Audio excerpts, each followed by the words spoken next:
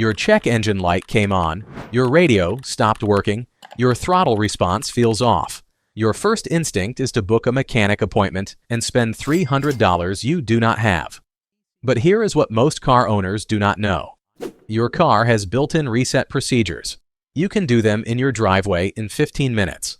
Not tricks, real resets that mechanics use every single day but never mention because they want you in the shop paying them. I am walking you through 5 resets that actually work. Most cost nothing. One costs $30 and saves you $500. Start with the battery disconnect. Your car's computer runs constantly, tracks engine temperature, oxygen levels, fuel mixture, everything. When something goes wrong, it stores the error and throws a check engine light. Most of the time, the problem is already fixed. The computer just forgot to clear it. Battery disconnect wipes that memory. Turn off your engine. Open the hood. Your battery has 2 terminals, red and black. Black is negative. Loosen the nut on the negative terminal first. Usually needs a 10mm wrench. Twist the nut slowly until the cable slides off. Do the same with positive. Both cables off now.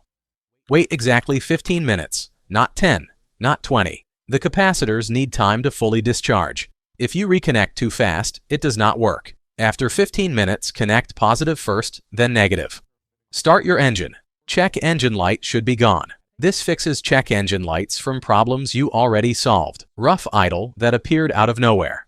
Sluggish throttle response. Minor electronic glitches with no mechanical cause. It also wipes your radio presets and clock settings, which is annoying but not permanent. What it will not fix is an actual bad sensor. If your oxygen sensor is actually dead, the light comes back in a few hundred miles. Same with a damaged catalytic converter. The light returns once the computer realizes something is still wrong. If you have dealt with a check engine light before, you know this works. Subscribe and tell me what problem battery disconnect fixed for you. I am collecting data because your experience helps other people figure out the right fix. Throttle body relearn is next. You cleaned your throttle body or replaced it. Now your car idles weird, shakes, RPM jumps around. You did the work right, but your car forgot how to control the throttle.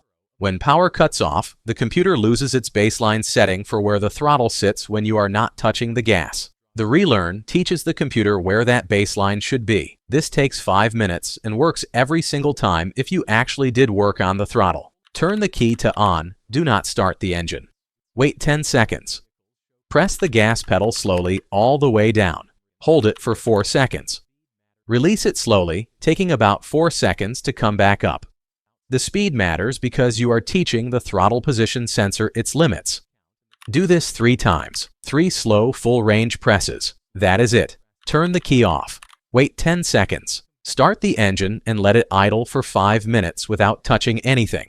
Do not interrupt. The computer is learning.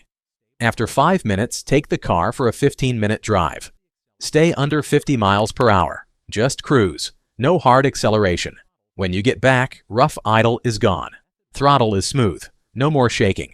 This fixes rough idle after throttle work. Throttle response lag. RPM bouncing at stops. Any throttle problem that showed up after you touched the throttle body. What it will not fix is vacuum leaks or bad fuel injectors or mechanical problems that existed before you started.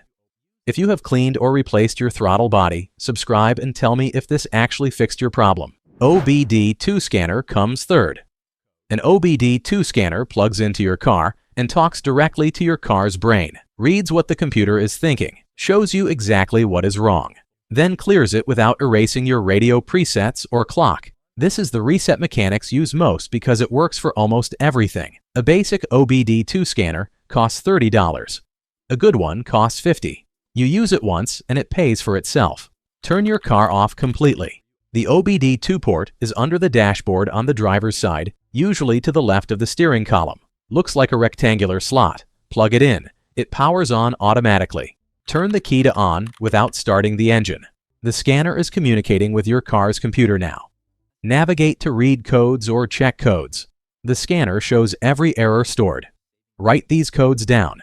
P0420, P0300. These are the actual problems causing your check engine light.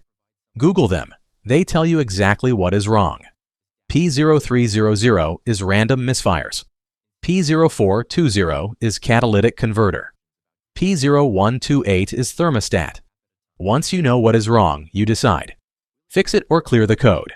If you clear it, go to the menu that says Clear Codes or Erase DTC.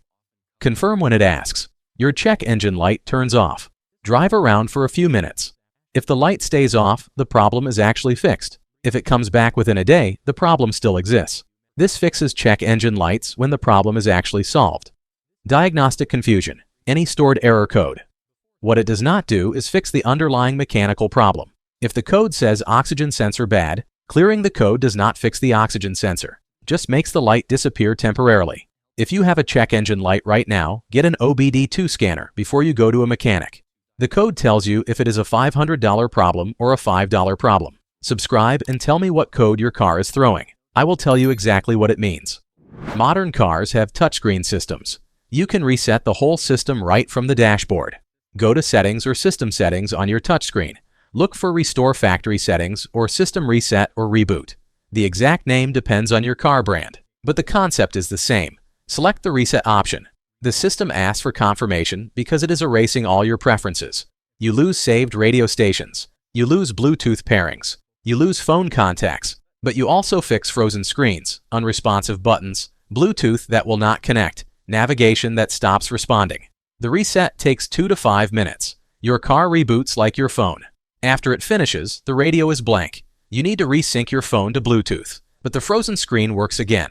The broken navigation is responsive. This fixes frozen touchscreens, unresponsive buttons, Bluetooth issues, navigation that stops responding, radio that will not turn on, any infotainment software glitch. It does not fix mechanical problems or sensor problems or engine performance issues. This is software only. If your touchscreen is frozen, try this reset before you take the car to the dealer. Most dealers charge $300 to fix a software glitch that takes 5 minutes. If this fixed your car, subscribe and tell me what problem it solved. Fuse box reset is last. Sometimes you do not want to reset everything, just one system. Maybe your radio is frozen but everything else works. Maybe your ABS light came on but your brakes work fine. Every electrical system runs through a fuse.